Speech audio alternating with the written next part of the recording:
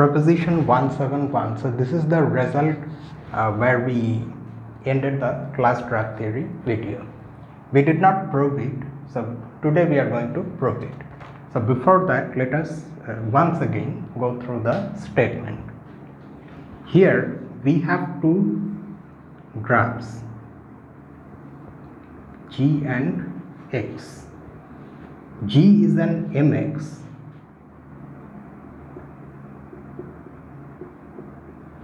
if and only if x can be obtained from G by a series of edge contractions. That is, you will be able to find edges in G such that if you contract them one by one, ultimately you will end up with X or a graph isomorphic to X. Basically X, since we do not distinguish between isomorphic graphs. More rigorously, you will get a sequence of graphs like this, where edges EI in each graph GI, such that the first graph is G, the last graph is isomorphic to X, and consecutive graphs are related like this. The graph GI plus 1 is the contraction of the edge EI in the graph GI for I less than n, of course. Now G being mx also has a specific meaning which is slightly more complicated than this one, that is edge contraction. This is as we saw in the previous video, a generalization of a single edge contraction. So what this means is this: for each vertex x in Vx, there exists a set Vx of vertices in G, that is a subset of the vertex set of G, such that these following conditions are satisfied. The subgraph that Vx induces in G is a connected subgraph, that is the first condition. That is, the induced subgraph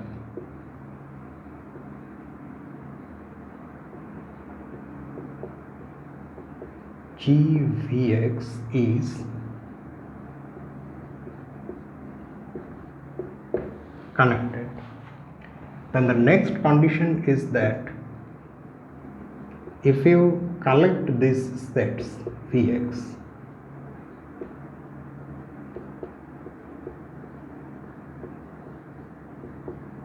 then that collection is a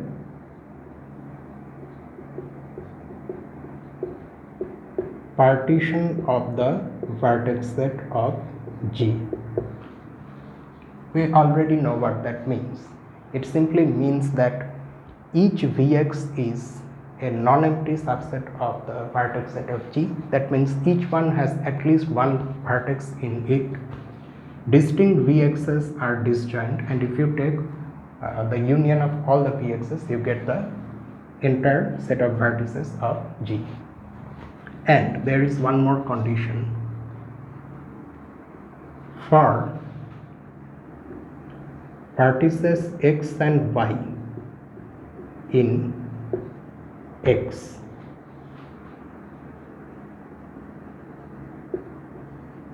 there exists a Vx Vy edge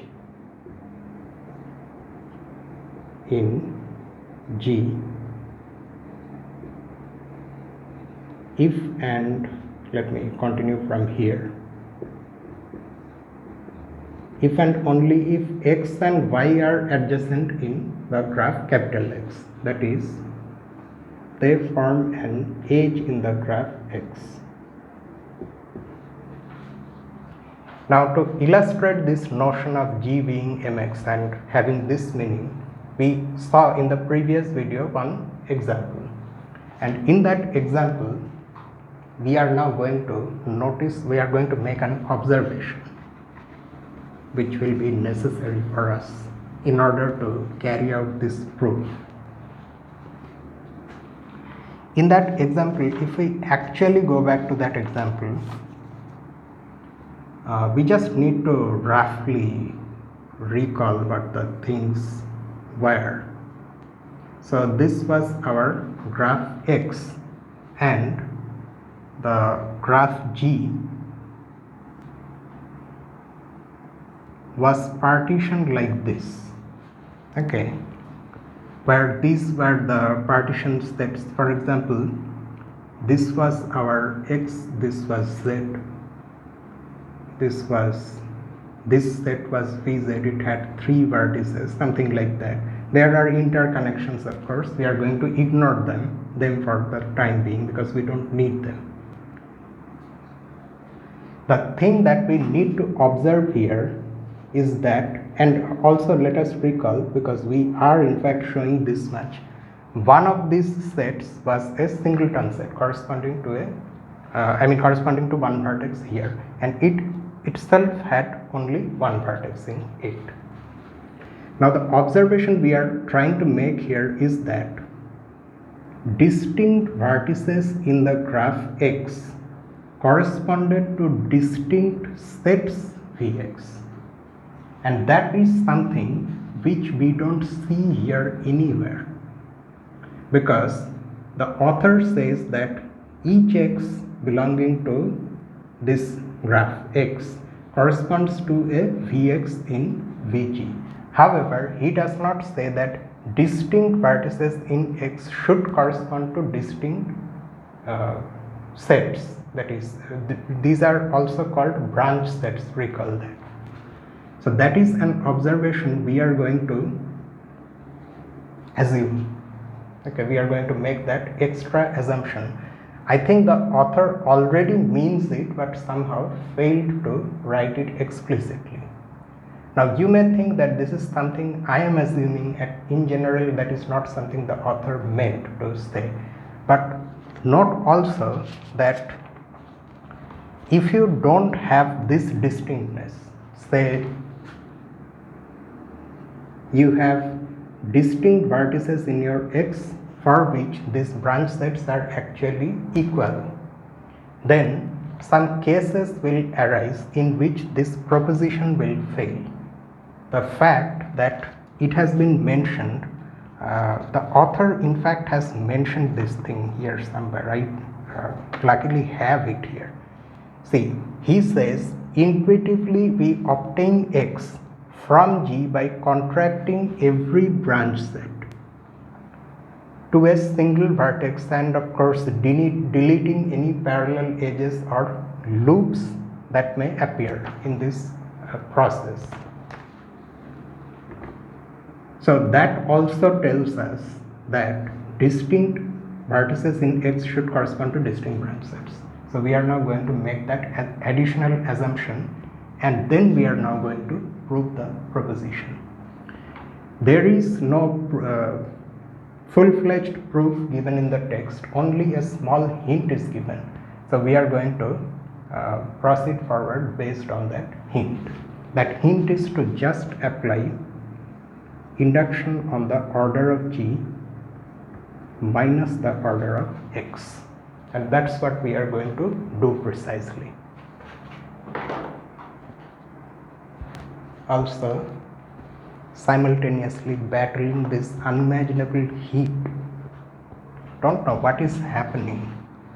I think the weather pattern has completely changed.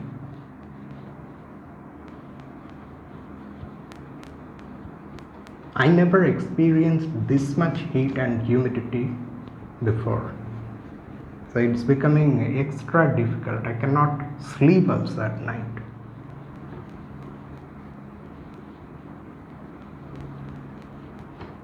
But mathematics must go on.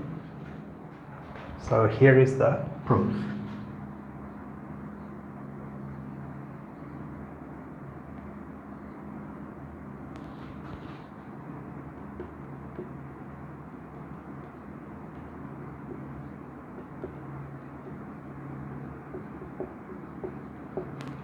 We apply induction on the order of G minus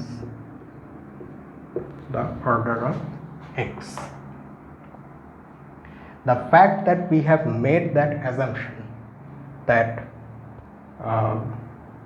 distinct vertices in X correspond to distinct branch sets in G immediately tells us something here, that this difference is a non-negative integer, and so it makes sense to apply induction, because otherwise you cannot start. Let G and X be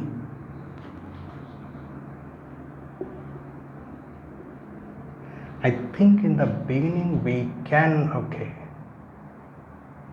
can make one more assumption also. That assumption I am including in the definition of G equal to mx itself, but something else we need to mention here even before we start the proof. The fact that this proposition actually does not assume anything about connectedness of G or connectedness of X. G and X are any graphs and they may be disconnected also. However, if we prove the proposition for connected graphs, then from that the disconnected case automatically follows, because you can then apply the proposition to its connected components. Why and exactly how that follows, that I leave to you to understand.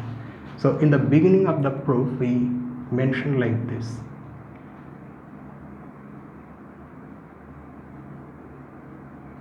we only prove the case where both G and X are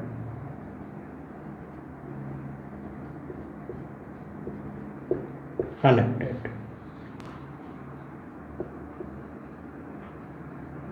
The case where both of them are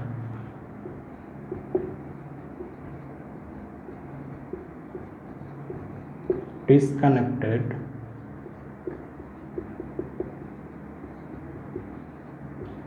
follows from this. So this part you have to understand yourself. And there is, do you notice one more thing? We are not considering the cases where say G is connected and X is disconnected, or the case where G is disconnected and X is connected, because those cases will not arise.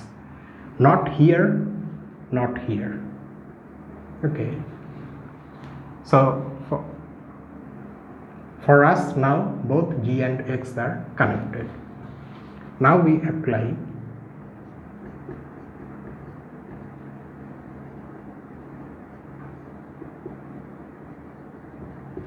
induction on G. Note that G being mx and hence the corresponding branch sets being connected, or more specifically speaking, inducing connected subgraphs in G are entirely different things. Okay, those things are different from G itself being connected. Let G, X be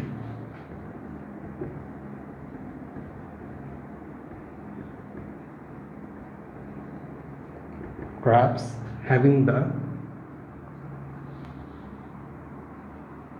apply induction on induction on G does not make sense on this difference,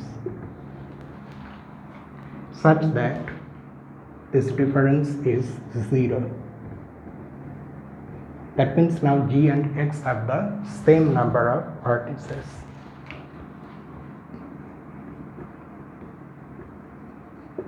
remember that we have to prove two things. If G is Mx, then X is obtainable from G through a series of H contractions and its converse.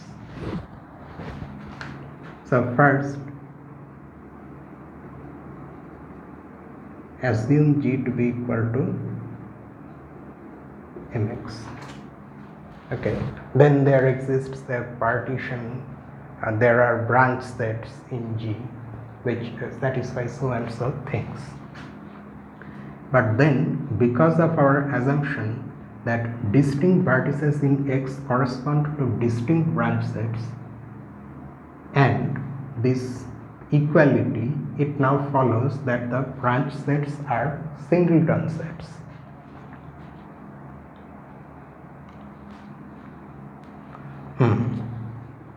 So we are going to mention that also, in fact,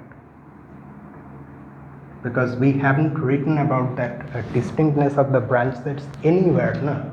So if you look at the proof sometime later, if you want to come back to the proof, then you may certainly think how is it following.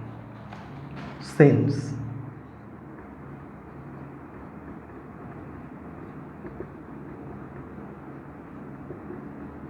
distinct vertices in X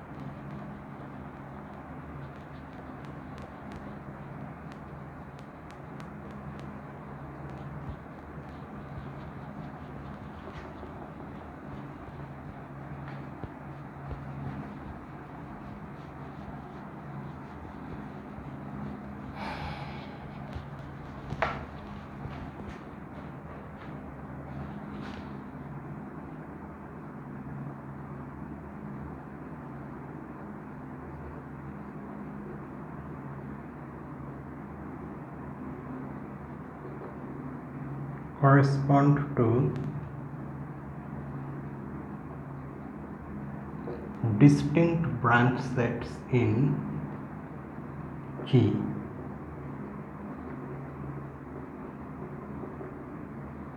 It follows that the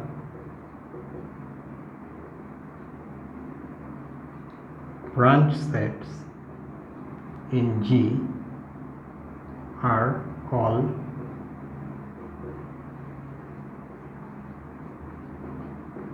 singleton sets,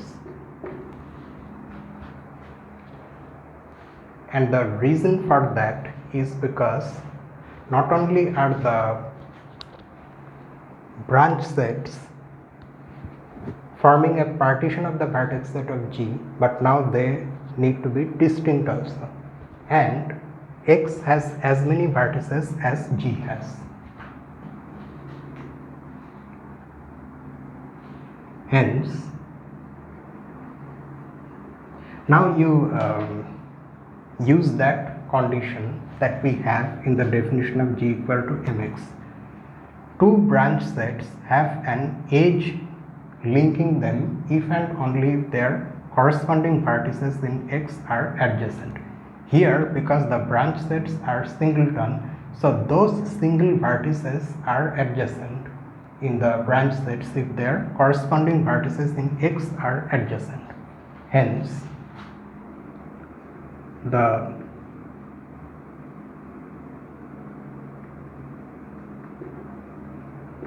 vertices in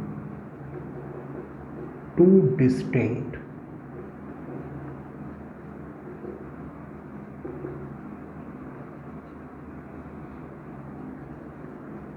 branch sets in G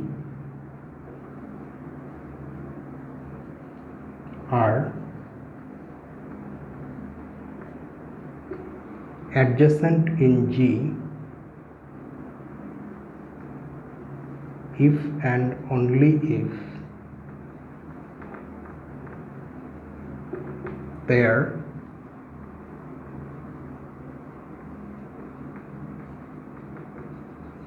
corresponding vertices in X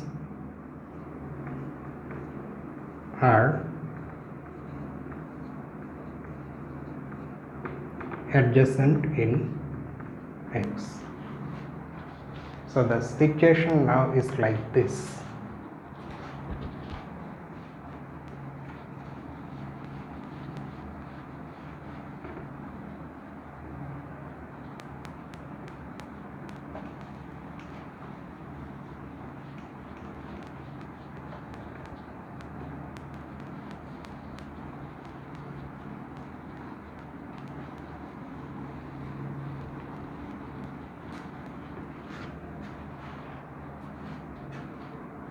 That is, this is your X, this is your G. You have two vertices X and Y here. They correspond to singleton branch sets Vx and Vy, and there exists a Vx Vy edge, which of course is the only edge possible in this case, joining those two vertices if and only if X and Y are adjacent here. That's what we have written. So naturally G and X will be isomorphic graphs, and this association gives you the isomorphism because adjacency is preserved. Hence G is isomorphic to X. So in this case we can take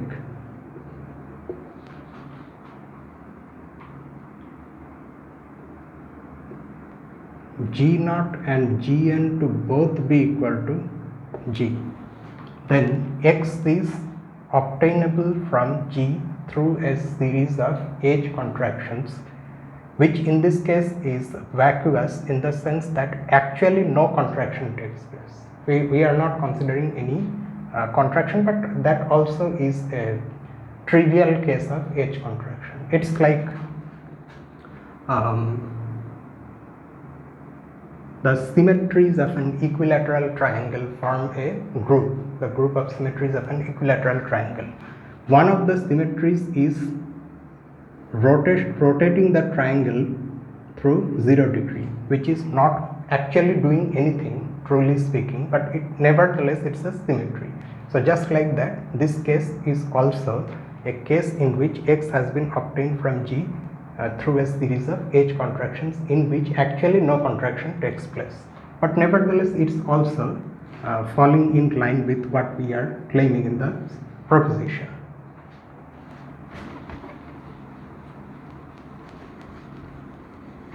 We are still not done with the base case. Now we have to prove the converse, that is, if there exists a series of edge contractions to get us from G to X, then G is Mx. Conversely,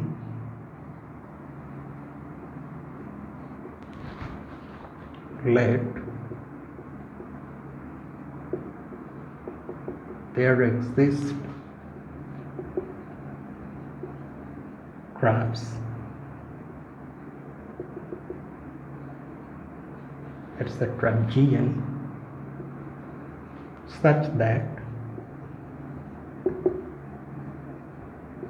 G is G0, Gn is isomorphic to X, and Gi plus 1 is obtained by contracting the edge. Oh, I forgot to. Okay. Graphs, and cannot concentrate because of this heat. I hope what I have written before this is sound and logical. If I have made any silly mistake, please let me know. And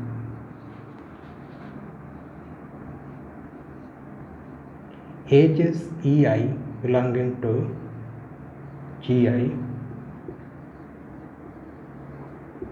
such that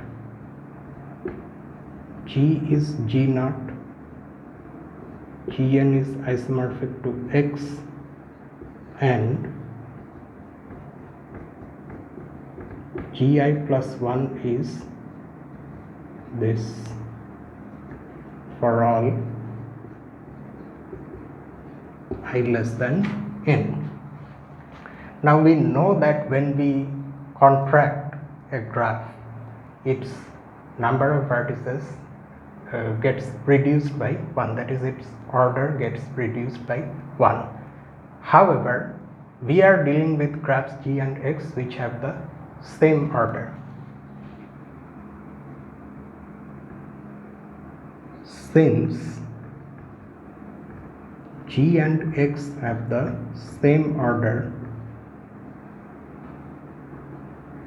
we must have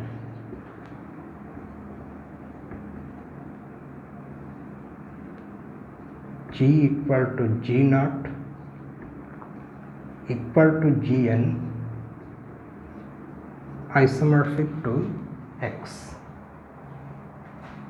Now now G is isomorphic to X, that is given to us. We now have to show that G is Mx, but this is now rather easy. You just think of that isomorphic case that we saw just now.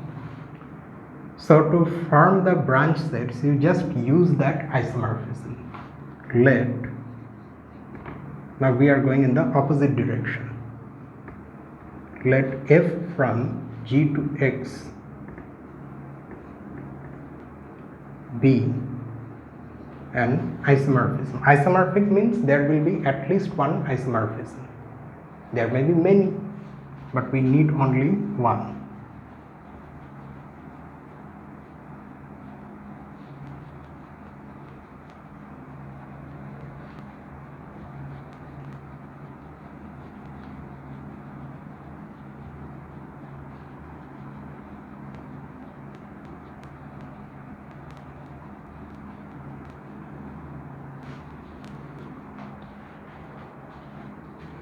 This be an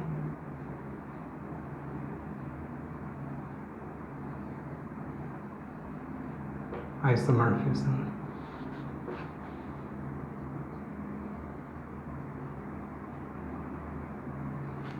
The inverse images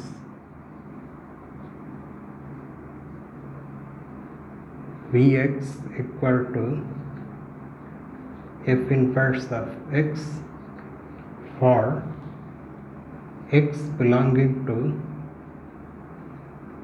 that is, for any vertex x in the graph X, form a partition of phi of G such that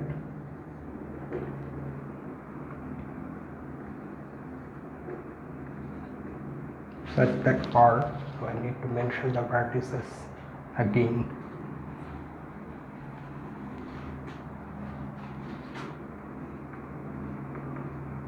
For x and y belonging to phi of x,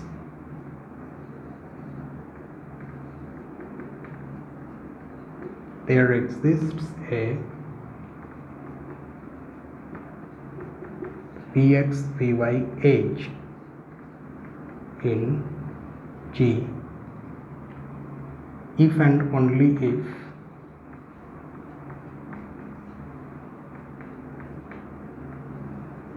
xy is an edge in X.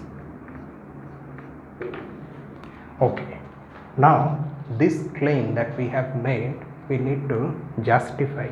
We won't write anything more here in the proof, but let us explain what is going on here.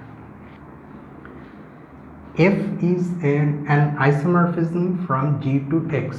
So that means besides being a graph homomorphism, F is a bijection. F is a one-to-one onto map.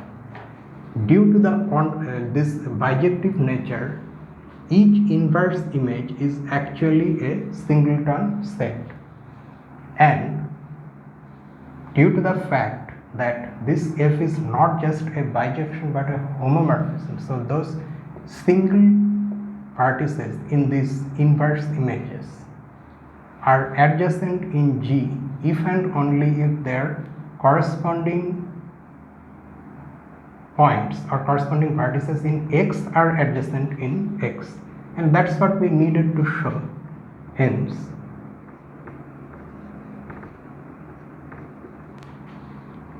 G is equal to Mx. So now this is the basis for our induction, that if G and X have the same order, then G is Mx if and only if X is obtainable from G through a series of H contractions. This forms a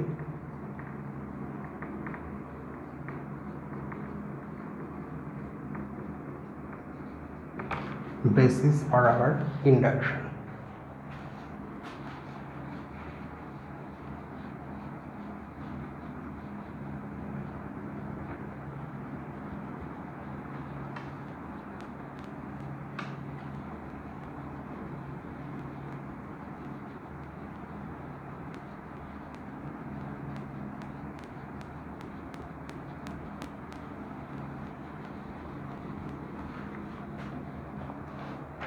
I need ink.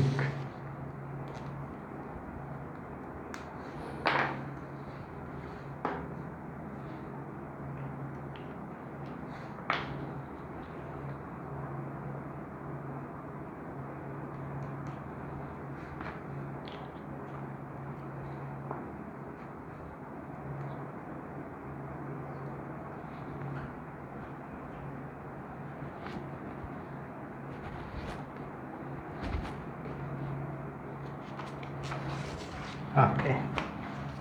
Now next we are going to make the induction hypothesis. Let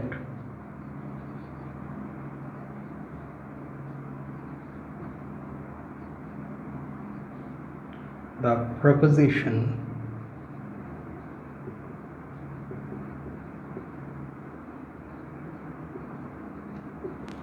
be true for all graphs G and X such that the difference between their orders is M, where M is some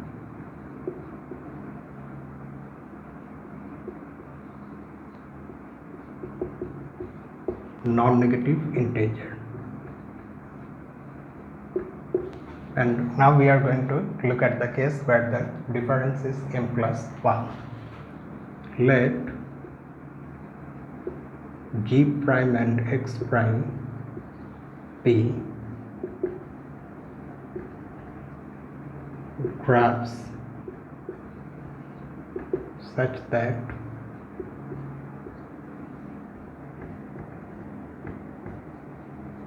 this is equal to M plus 1. Here also we have to prove a double implication, namely if G prime is X prime, then X prime is so obtainable and it is converse. So which one are we going to assume first?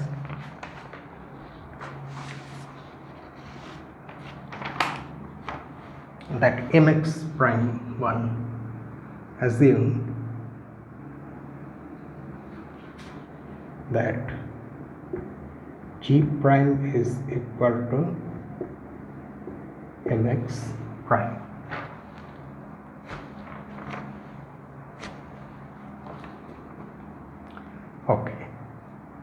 Now because G prime is Mx prime,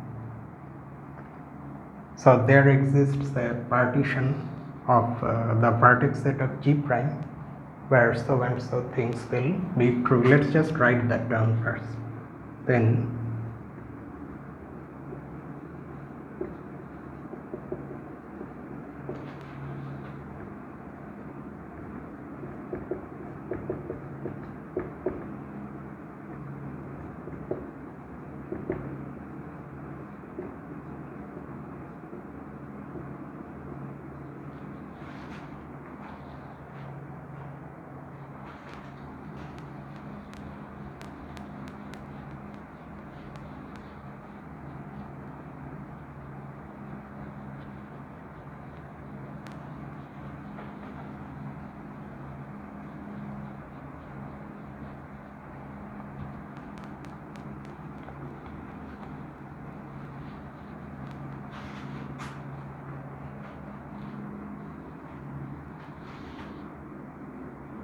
of P of G prime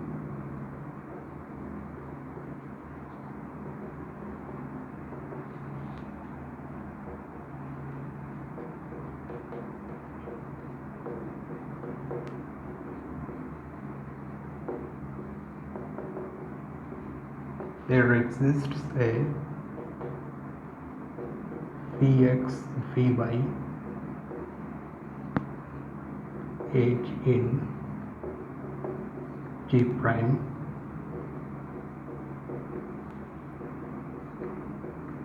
if and only if xy is an edge in x prime. And don't forget that the assumption of connectedness is also there in the background. G prime and x prime are also connected graphs.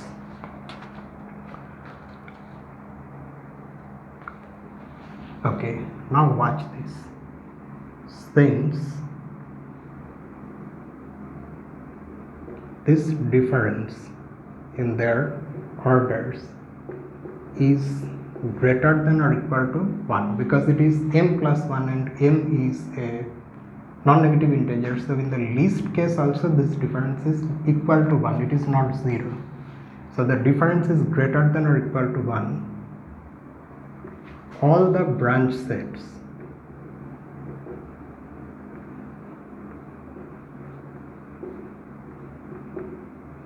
Vx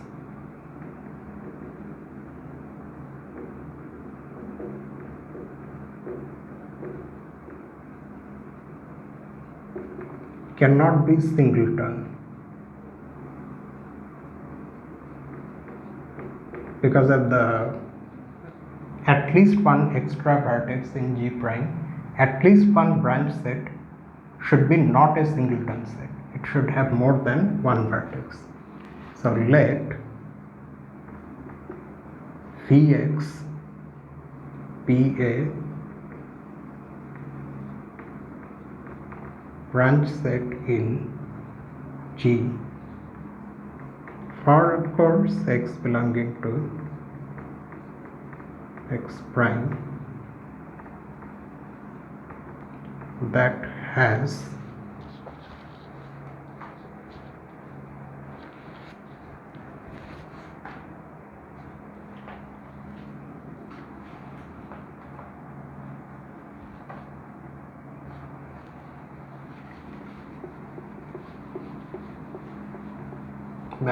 more than one vertex.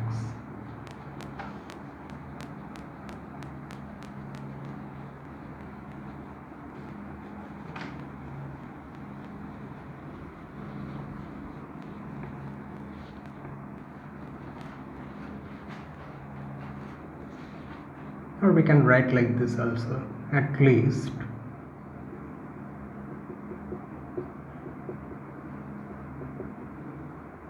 two vertices. Now this is where that fact will be used that these branch sets induce connected subgraphs wherever they are branch set. Since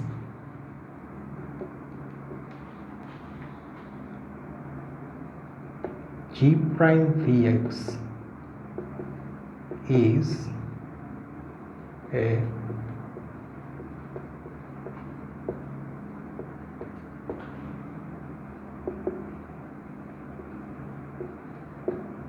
connected subgraph of G prime. So we will find an edge, both of whose ends are in Vx.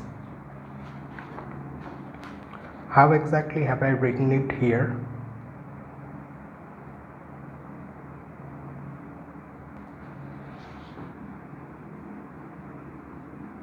There exists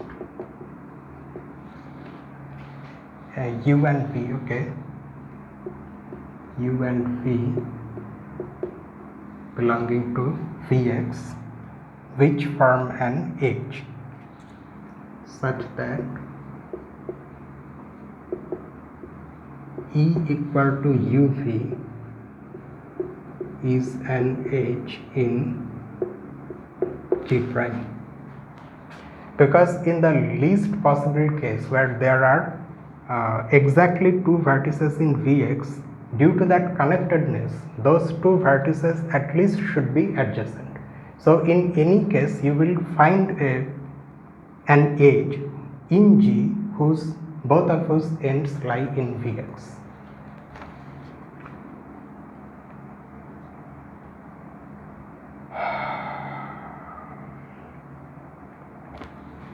And we also mentioned, or we have already mentioned that here, that connectedness. Now what we are going to do, we are first of all going to contract this edge. That will give us another graph which is obtained from G prime by one contraction. Now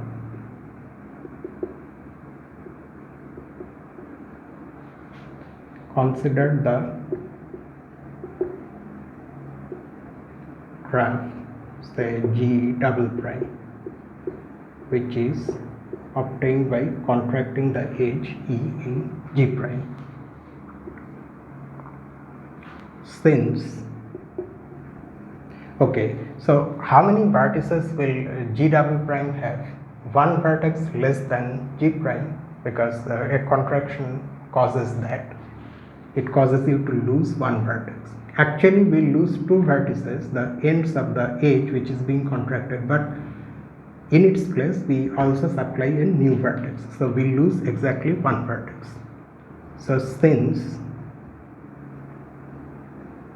this difference now is equal to M, we have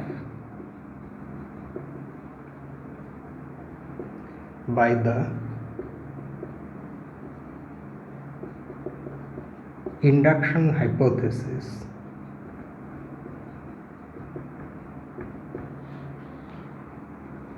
graphs, say H0, H1, etc. up to say HS, and edges EI belonging to HI, such that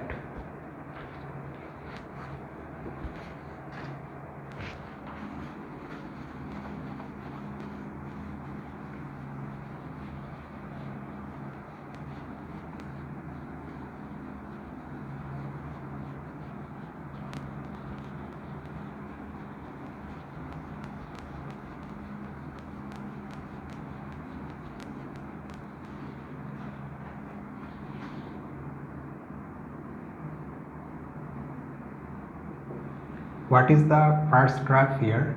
G double prime.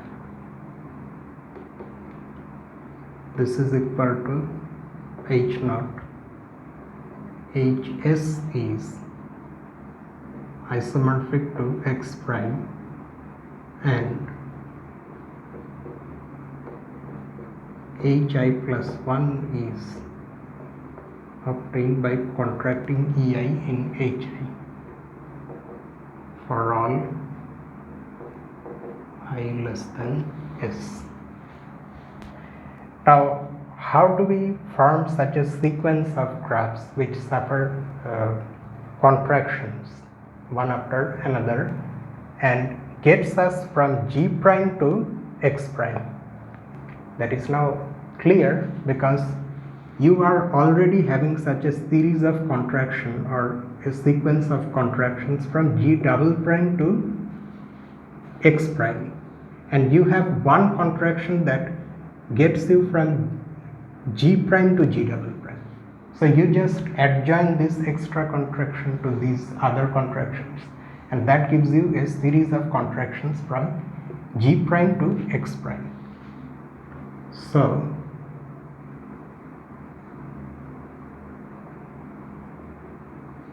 adjoining the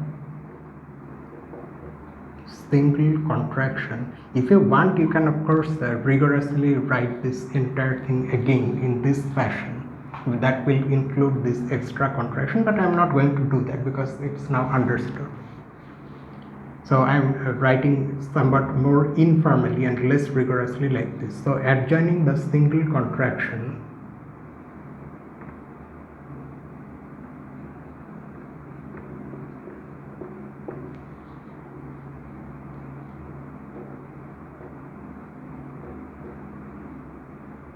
to the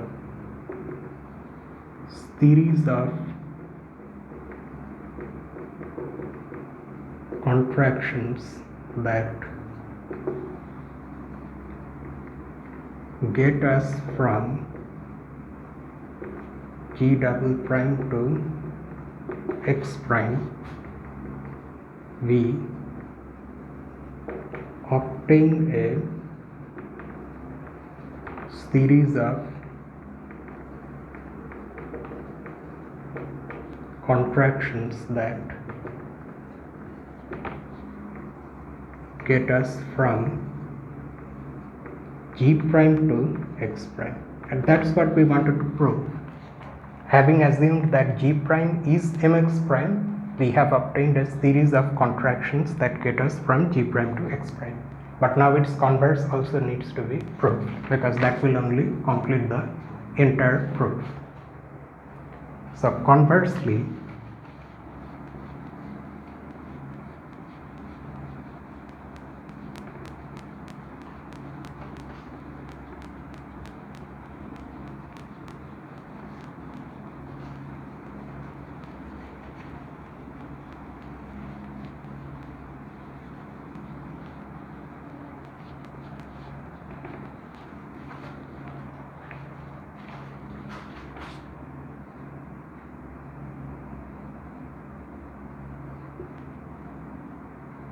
let there exist graphs, say J0, J1 up to Jt, and edges. We keep on saying edges EI. If you want, you can use some other names also. And edges EI belonging to Ji such that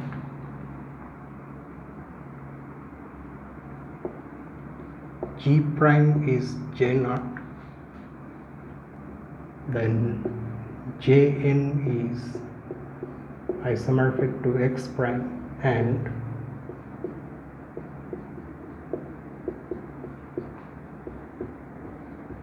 this for all I less than t. Now we need to prove that G prime is mx prime.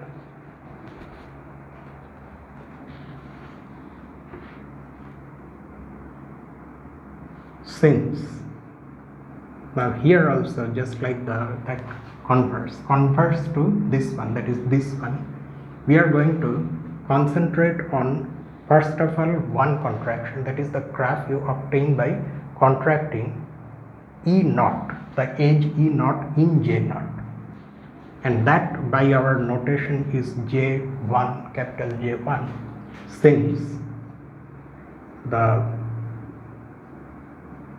difference of the order of J1 and that of X prime. Keep in mind that G prime and X prime continue to be those graphs whose the difference of whose orders is m plus 1. So this difference, because now we have lost one vertex from G prime to get J1, so this difference now becomes m. Since this is equal to m, we get again by the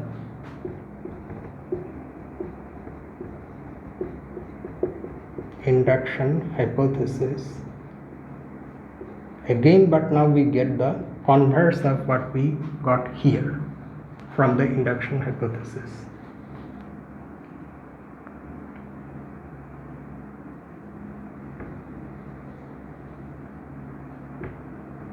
J1 equal to mx prime. Okay, so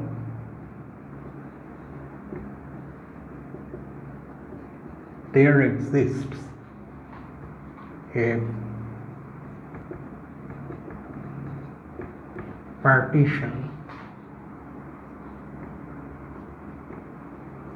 Vx where x is coming from the vertex set of x prime. But partition of what? Partition of the vertex set of J1.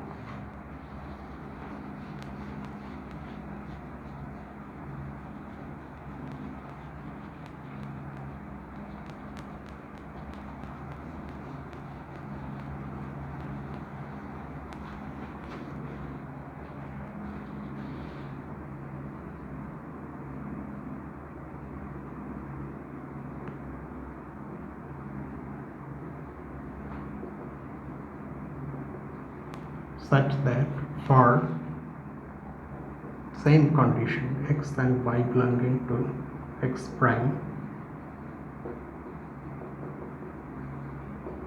there exists a Vx Vy edge in J1 if and only if xy is an edge in x prime.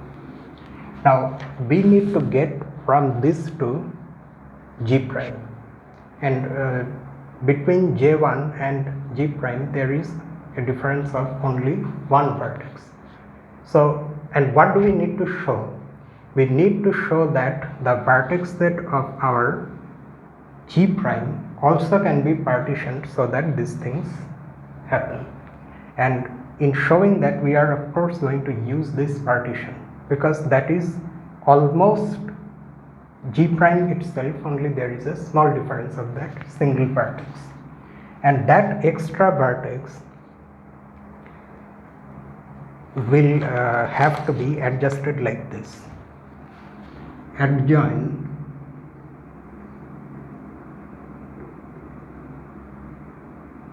the extra vertex. This line also I am writing somewhat non-rigorously. You are urged to make it rigorous. Extra vertex, you understand what we are calling the extra vertex in this context. The extra vertex in G prime to the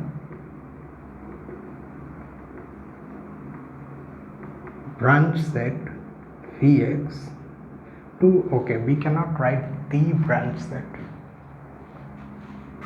to any branch set, in fact, to a branch set Vx where it has a neighbor.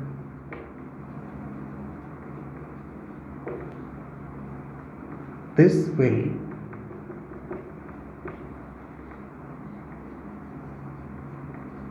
create a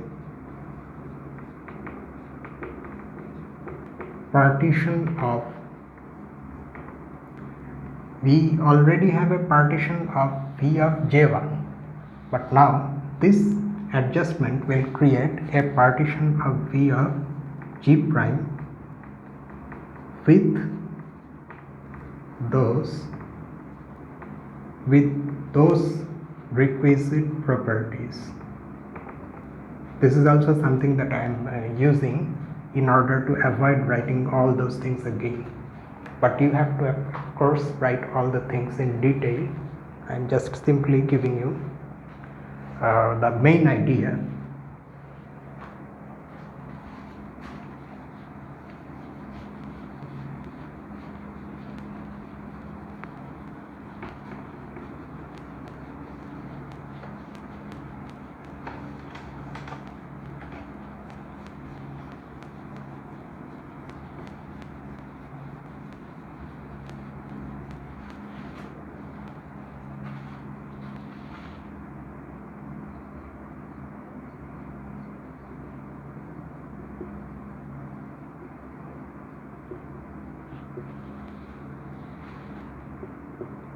Hence,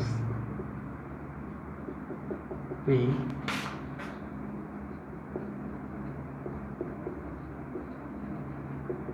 finally have G prime equal to Mx prime.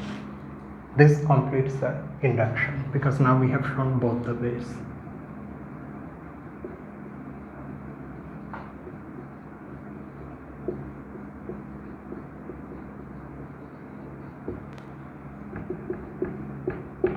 And it also proves the proposition.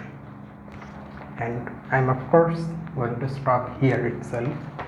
In the next graph theory update, we will see topological minor, the notion of topological minors and results related to that notion. So that will be all in this video. If you want to say something about these things, you can write in the comment section below, or you can mail me. The address will be there in the description. So that's just it. So see you in the next graph theory video.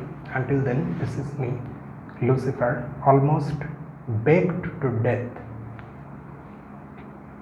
Have a nice night.